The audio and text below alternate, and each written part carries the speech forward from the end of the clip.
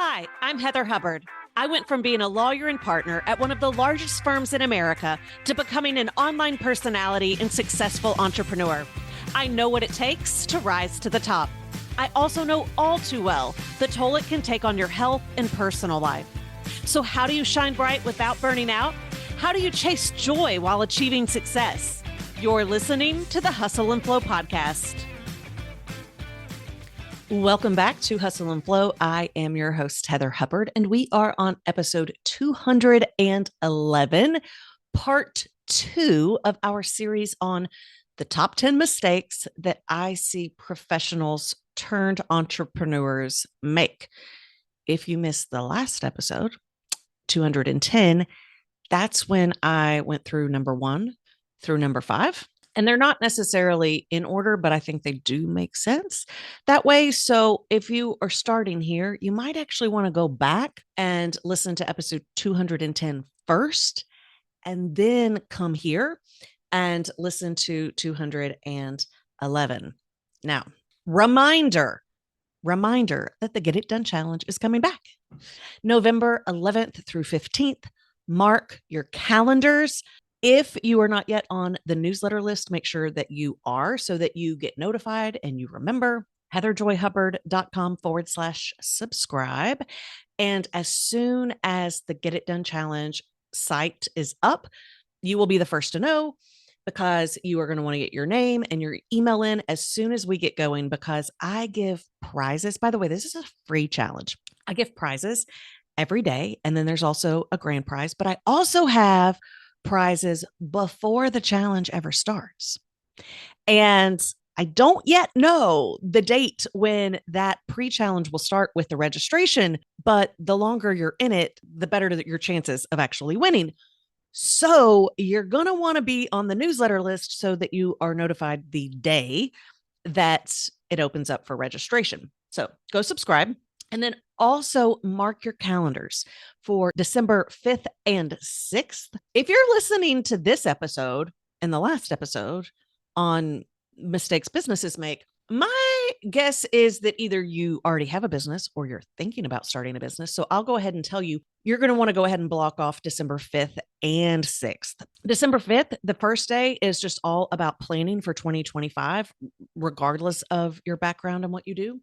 But the VIPs, which is a business-focused edition, they're also going to get business planning on December 6th.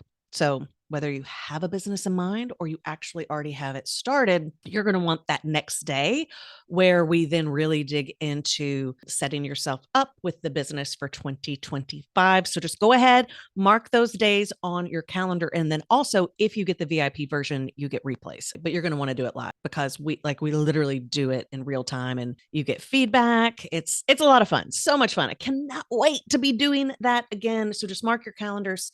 Again, it is not ready. It will be open for registration, though, during Get It Done Challenge. So, okay, let's do numbers 6 through 10, top mistakes that professionals turned entrepreneurs make. Okay, number 6, trying to get everything perfect. As a self-confessed perfectionist, I can tell you that this was one of my biggest problems early on in the business, and continued to be an issue. I'd like to believe post-tumor that I have let a lot of that go, just because I have a different perspective on life than I did before. But depending on what your profession is, I was a trained lawyer. We were trained to be perfectionists.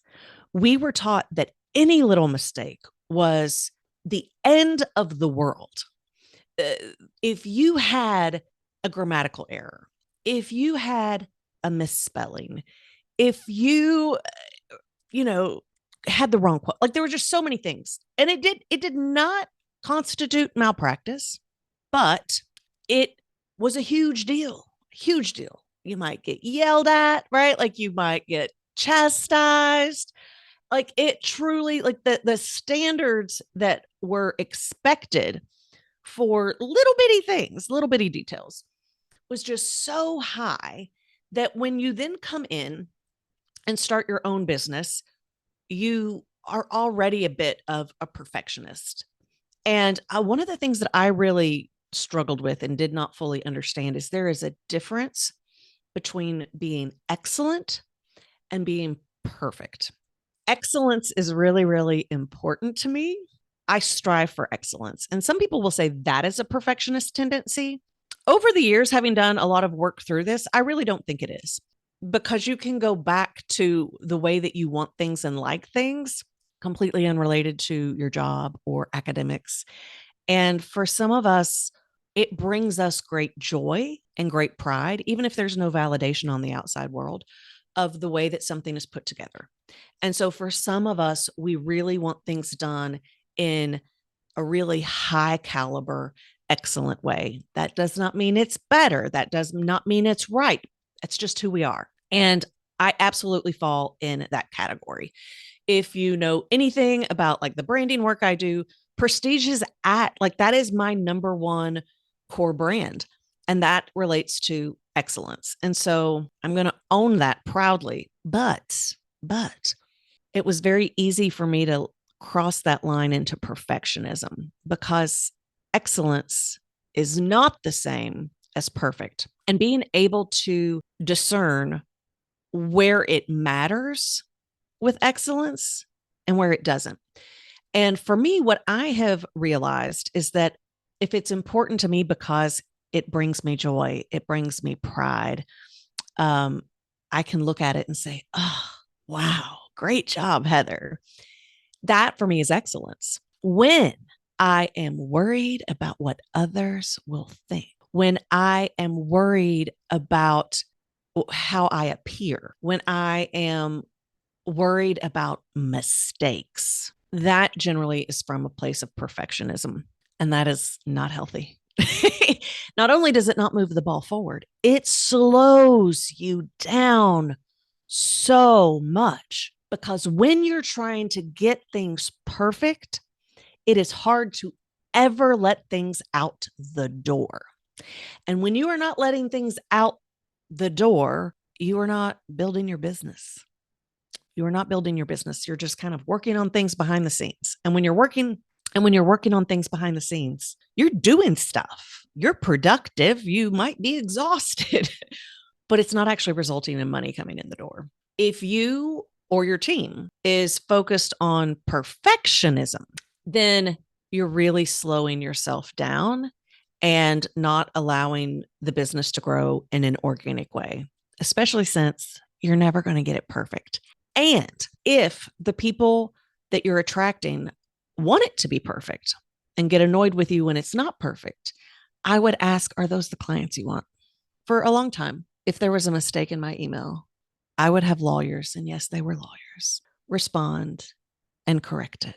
They would be like, it should have been this, right? Like, you missed this word. That's not how it's spelled. And I think they thought they were helping me. I don't actually think that they were like judging me or criticizing me. I think that they too are just like trained that way. And they thought, again, they were helping me. I actually don't enjoy working with those types of clients. And I've worked with some, right? And I don't need that in my life. Like and I can't help them. It's really hard to help someone who is so focused on the wrong things. Like if you were focused on the spelling and the grammar being the highest and most important thing in your business, I'm not going to be able to help you because you're not going to be open to hearing the strategies that are actually going to make a difference. And you're just going to resist and you're going to argue. And then you're going to be disappointed in the results that you get. And I'm going to be frustrated in our work together. And so I just put that back to you as well. If the people who are actually going to be offended or not think you're good enough because you don't have it perfect, if that's who you're trying to impress, my question will be why? Why do you want to work with those people in the first place? Okay, so that is number 6. Number 7, it's related. Being afraid of disapproval, being afraid of what others think, and being afraid of failure, which in many ways is how other people perceive you if you fail. When we are professionals and experts, we are so good at what we do, right? Like we have a great reputation. We are known for having achieved what we achieved. And again, most of us are in professions where they're highly critical and highly judgmental.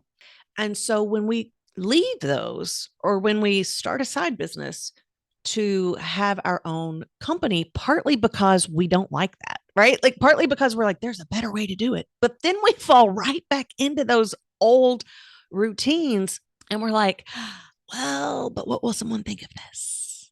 What will they say?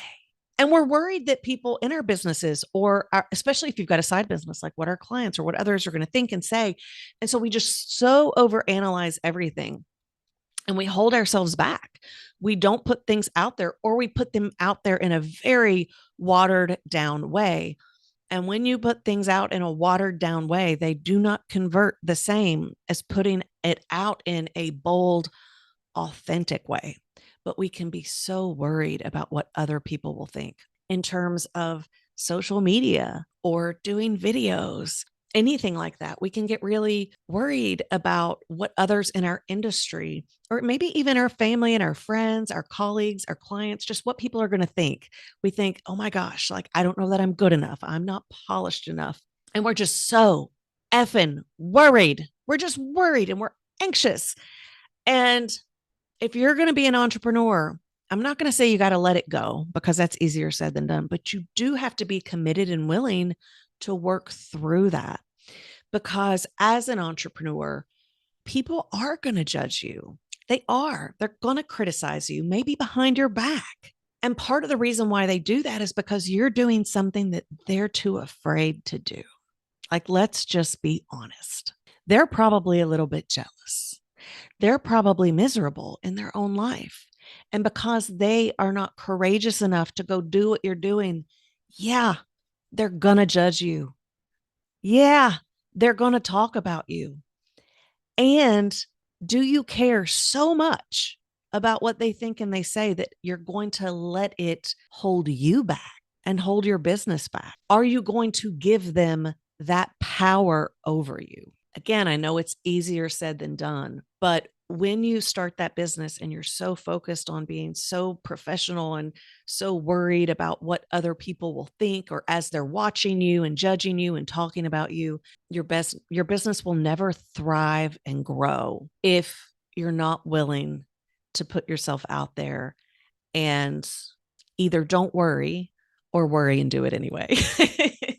I will say, the more you do it, the easier it gets, but it really is going to hold you back if you're not willing to fully put yourself out there. Number 8, again, still related. It all builds off each other. Feeling comfortable with what you know, sticking to the old routines, the old patterns, the old structures. Again, so many times we actually leave our professions. We leave corporate because we think there is a better way. There is a better way. Like, I don't want to be in this structure. I don't want to be in this system. I want to opt out. And yet, because it's what we know and because it's how we excelled, right? Like, we can do that stuff. Like, we can do it really, really good. And so because we can do it really, really good and we know that game and we played that game to get where we are, even though we don't like it, there can be a tendency when we then start our own businesses to still fall back in those old routines. So, for example, being super uptight and bland. When I was in law school, we had what were called on-campus interviews. And that meant that the big prestigious firms were going to come to the campus and, like a cattle call, do interviews. And if you were lucky enough, they would want to interview you.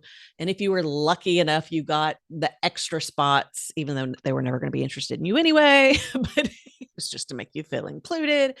And the law schools obviously want you to do well because they want the big prestigious firms to be picking people from their school and not another school.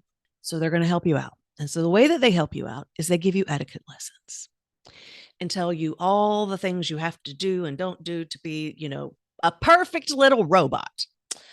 They tell you how to dress. You can only wear black. You can only wear navy blue. If you're going to have a pop of color, it's got to be a very small pop of color. You don't want to stand out. You do not want to stand out. You cannot have nail color. It's got to be neutral or clear, because how dare you be a person with a personality? You are supposed to be a professional robot.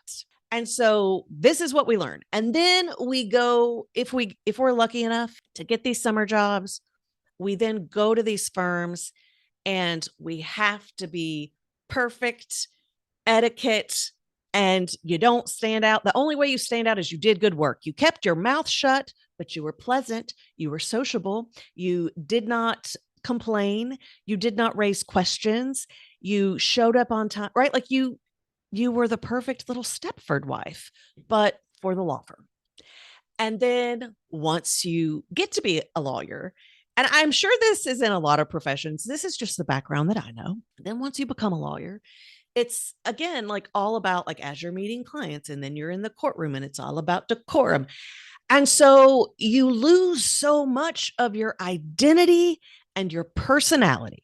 And then you come to start the business. You're still really corporate and you're still really bland and you still don't have a personality and you are afraid to let yourself shine or be a human being because you have been so conditioned that that is unacceptable behavior.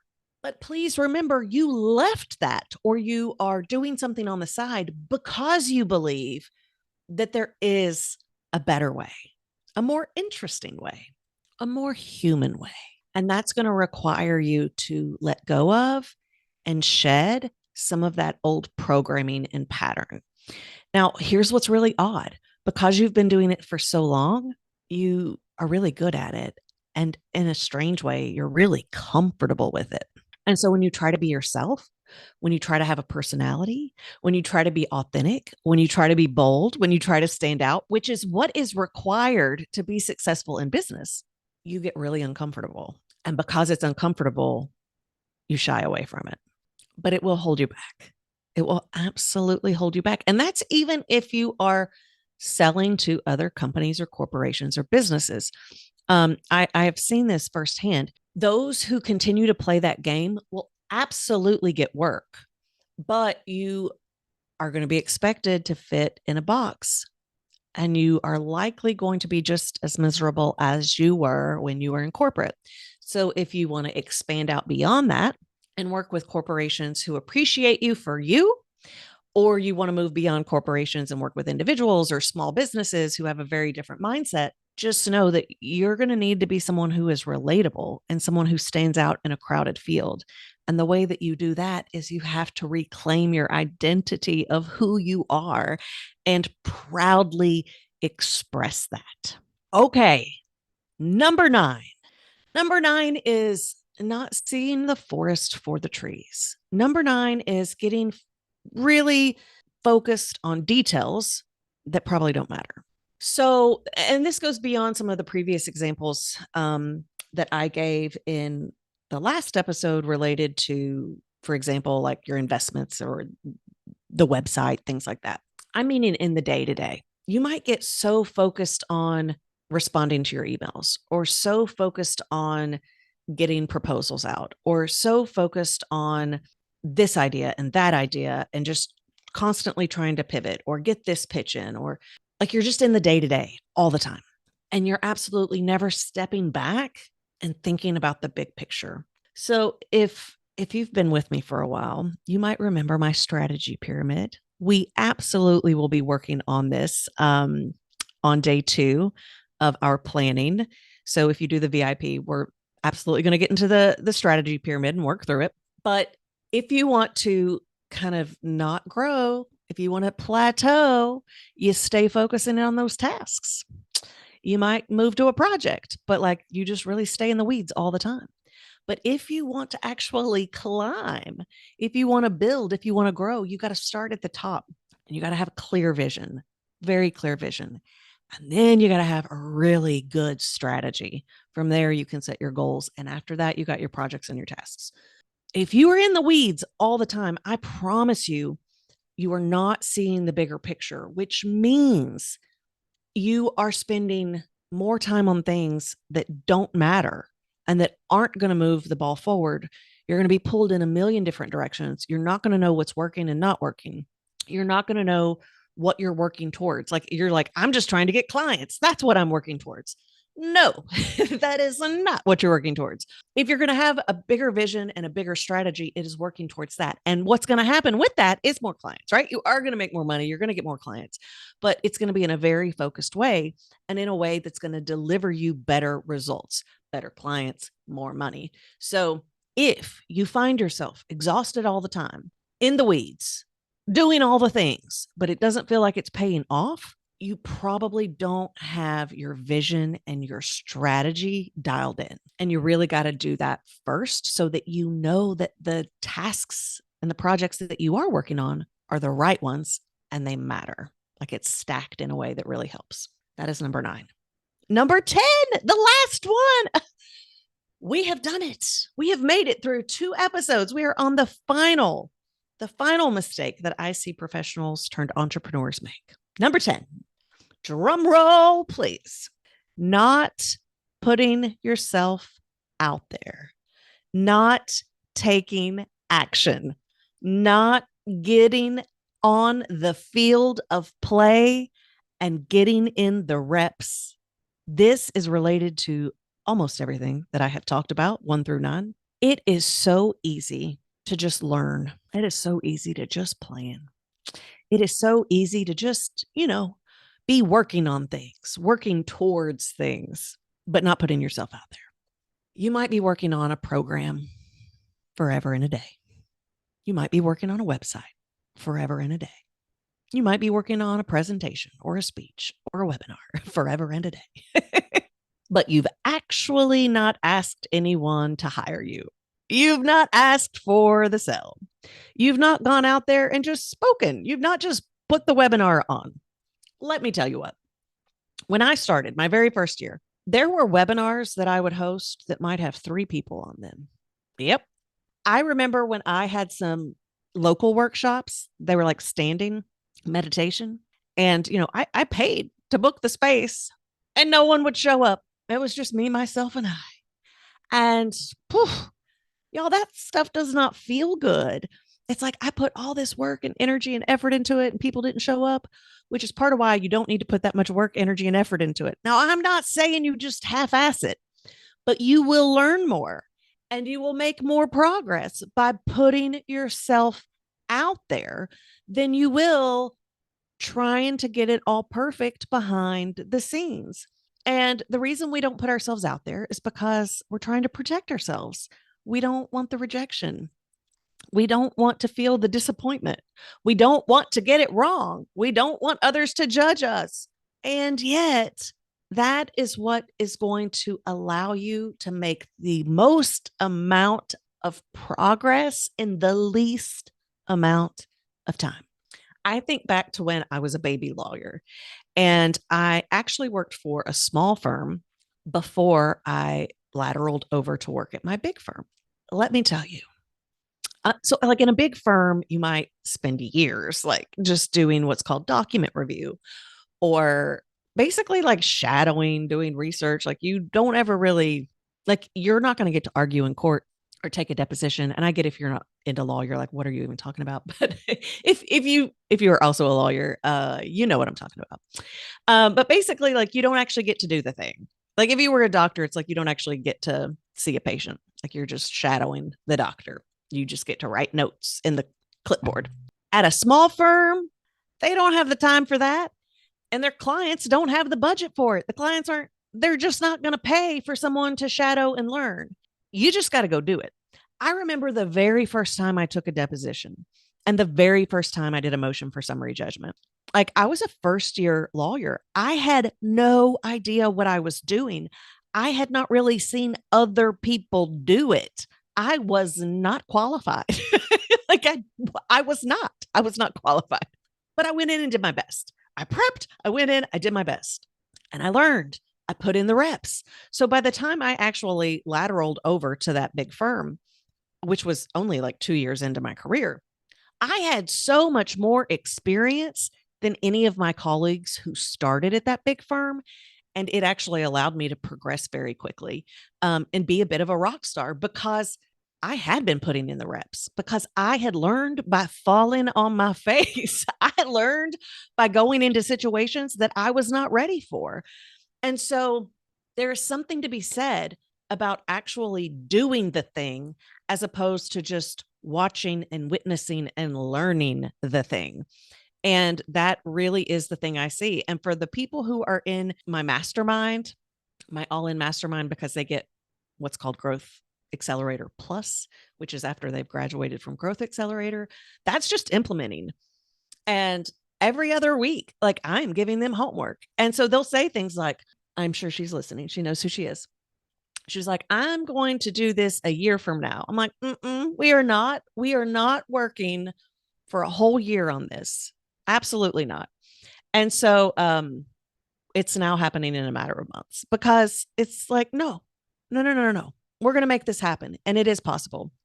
This same person also told me, she was like, well, here's what I'm going to make my original offers be because I'm, eventually I want it to be this, but I'm not ready for it. And I'm like, no, we're just going to go do this because you are ready for it. Right. You just got to put yourself out there. But what part of what we did was she had the vision for what she wanted and it was a lot bigger. And I was like, no, we're just going to scale it down. You're going to do it.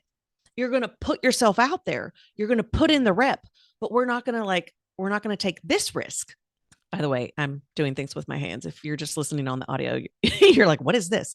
Well, we're not going to do this up here first. We're going to come down and we're going to do this. And we're going to put in the rep. We're going to get in the experience and then we'll move it up. Right. And then you keep moving up. So she's going to go so much faster than if she worked for a whole year to work on the big thing. And it probably would not have turned out the way she wanted, as opposed to just putting in those smaller reps so that by the time she gets 1 year in, she's going to be well beyond where she would have been otherwise. So that is what it is. That is what it is, y'all. That is number 10. You've got to take action, even when you're not ready, even when you are just like, this is going to be a disaster. Good. Let it be a disaster because it won't be. In your mind, it might. It's not going to be. I promise you, it's not going to be a disaster, even when no one shows up. Even when you prepare that webinar and no one shows up, it's not a disaster because you learned something. Okay, I got to market better, right? So put yourself out there. Take action. Okay, we did it. We did it. Those are my top 10 things. Okay, so like I said before, Growth Accelerator is how I work with people to get those basics in, to really make sure that you've got the plan in place with the right offer, the right marketing, the right strategy. It's all stacked, you're focused. And then for the people who are in my mastermind, they also are then, as you get beyond that, like we just keep working like every other week and I'm giving you homework and we are moving, we are taking action. We are busting through these blocks. We are busting through these mindset issues. We're taking action. We're making money. So if you are interested in any of that, you can go ahead and sign up for the January cohort of Growth Accelerator. There are only 8 people in it. We do group coaching. You can just sign up for that. That is heatherjoyhubbard.com/growth accelerator. And then if you're interested in even more help, more attention, like really getting the strategy piece and implementing all along the way and having me in your corner with strategy and also calling you out when you need to be called out to take action. That is through the mastermind. So I have an all-in mastermind that is a year-long program. And unlike what I was talking about last week, I've had a lot of different masterminds over the years, but this particular mastermind that I'm doing for 2025, it really does make sure that you are set up and we are progressing through. So it's, in many ways, it is group coaching, but it is in a mastermind format. So you can apply for that. And that's at heatherjoyhubbard.com/mastermind. And we get started the second week of January. Okay. That's it, y'all. Make sure you're signed up so that you can do the Get It Done Challenge with me November 11th through the 15th. Have a great day. Thank you so much for joining me for this week's podcast. If you're watching on YouTube, give the episode a like and leave a comment below so we can keep the conversation going. Also, be sure to subscribe to the channel so you never miss a future episode or announcement. Listening on Apple, Spotify, or another podcast app? You can watch the video and join in the after show conversation by visiting hustleandflowpodcast.com.